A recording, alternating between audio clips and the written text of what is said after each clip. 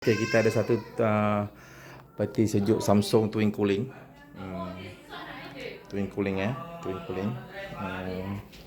Bila kita check, gas dia tak ada lah. So kita check kebocoran dia dekat sini, memang tak ada kebocoran. Memang tak ada kebocoran. So kita pitching masuk gas, kita pitching dia. Kita masukkan gas 600.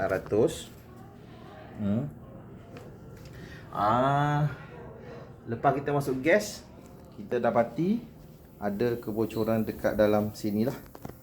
Dekat dalam sini. Tengah. Okey, dengar tu minyak dah keluar lah.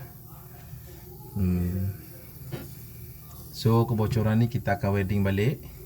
So kita akan masuk gas baru lah. So kita akan ada proses dah, flushing apa semua yang patut lah. Tengok apa yang patut lah. So twin cooling ni memang masalah banyak dekat kebocoran dekat cooling bahagian bawah. Dengar. Bocor. Okey, terima kasih.